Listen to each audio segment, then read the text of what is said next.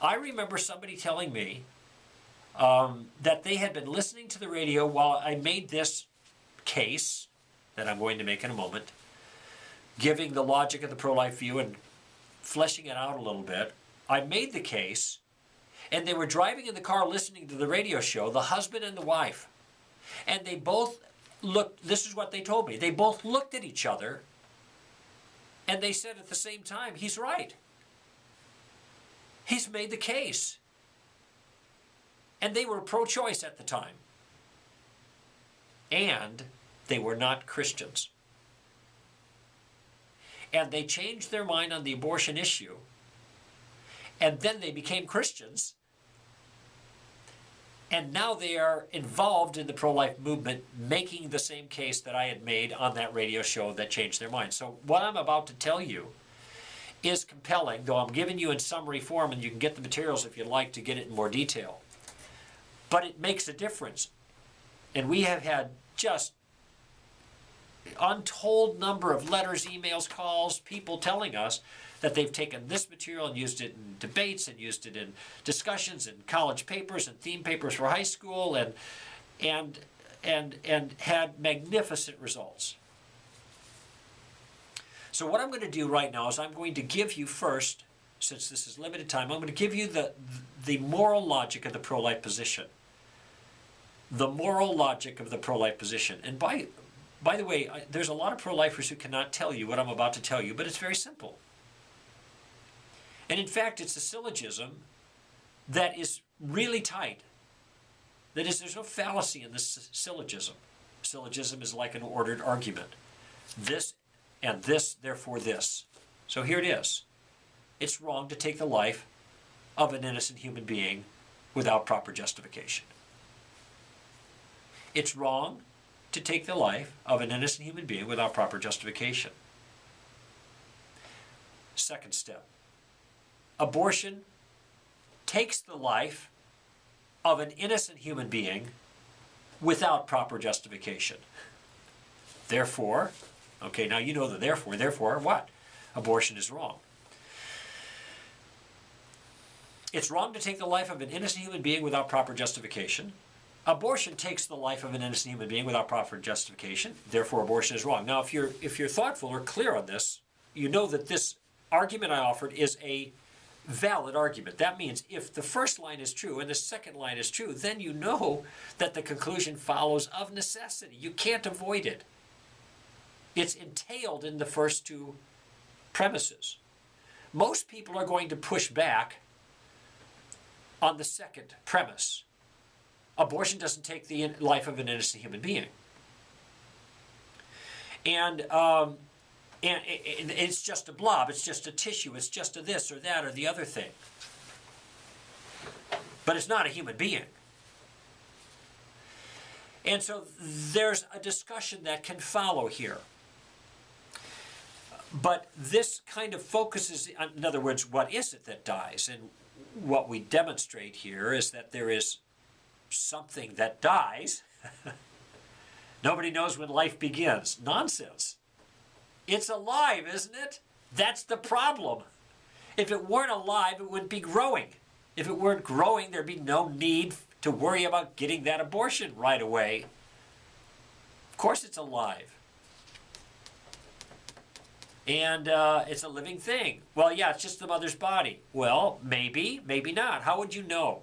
Now, you've all watched Crime Scene Investigator. Is that right? CSI? Right? I'm not a TV watcher, so I had to think about that acronym for a moment. There's lots of versions of CSI now, I guess Miami and New York and all over.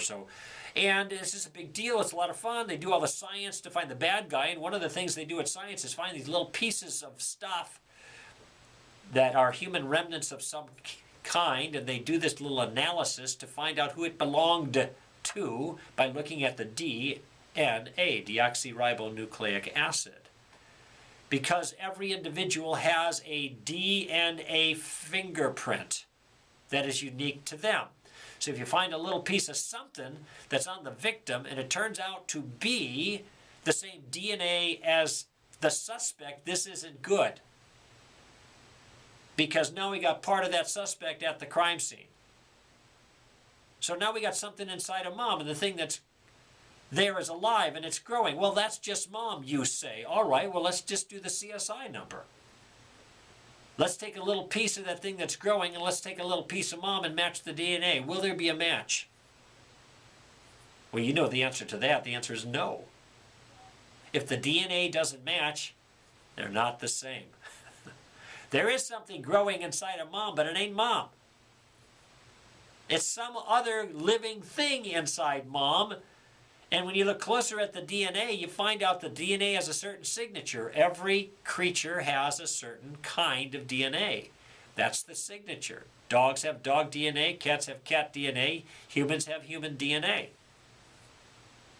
So when you look at the signature of the thing growing inside mom, what do you discover? It ain't mom, and it is human. By the way, that shouldn't be a surprise, because this is obvious.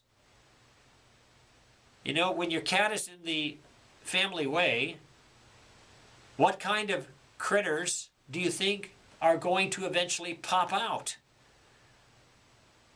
Kittens, not puppies. Because mom's a cat, she makes cats. So, you know, that's not rocket science, right? A woman's not pregnant and scratching her head wondering what it's going to be. And then when she's had her fifth human child in a row, she doesn't say, oh my gosh, 5 in a row, what are the chances? No, they're human beings because they come from a human parent. So now we know, and I'm talking science, not theology, that in the pregnant woman there is a living, growing thing that is not her, but is a human being. There's no way out of that. Everybody knows that already. So fancy little slogans aren't going to undo that science. Now, it may not solve the whole problem, but it does answer the question regarding the second premise. Abortion takes the life of an innocent human being without proper justification. No, wait a minute, that's a tricky phrase, without proper justification. What do you mean by that? What I mean is that you kill an innocent human being in the womb for reasons you would never kill an innocent human being outside of the womb. That's all. And if it isn't okay when they're 2 years old, for the reasons you're giving for your abortion, it shouldn't be okay to kill the same child,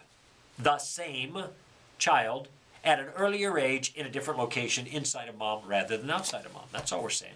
Does that make sense? It makes perfect sense. It's crystal clear. What could be more obvious, it seems to me? Well, that's oversimplification, really. How did I oversimplify? Now, this little walk through the scientific evidence that I did, and the move that I made to say that whatever you wouldn't do or shouldn't do to a child outside the womb, you shouldn't do to the same human being inside the womb, trades on an illustration or a notion. And I want to offer that to you now because this is the way of simplifying the entire issue. Remember I said that one thing you have to do here is simplify it. People have made this thing too complex. It turns out there's only one question that needs to be answered for you to know whether or not abortion is right or not as an alternative. And here's the illustration I'm going to offer you. Say your child comes up. By the way, you can use this with anyone. And I've used it with many people. Your child comes up to you. You're working at the sink or at your workbench or your computer or something, and you're not paying attention to them. They are behind you, and you hear these words. Mommy, Daddy, can I kill this? Can I kill this? Now remember, your back is to them.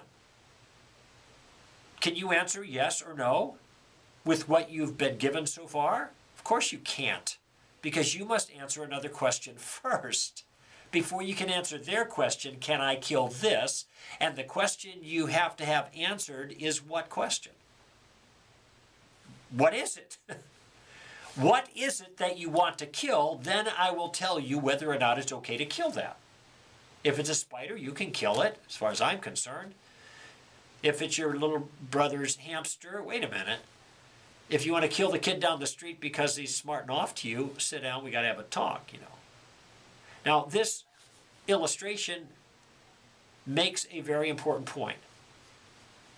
And the point is, you can never, it's a common sense point, by the way, and this is what I'm trading on here. This is not highfalutin philosophy or logic or anything like that. It's a simple common sense point brought home by this illustration that before you can know whether it's right or wrong to take another human life, before you can know whether it's right or wrong to take another life, the life of something, you first have to know what that thing is.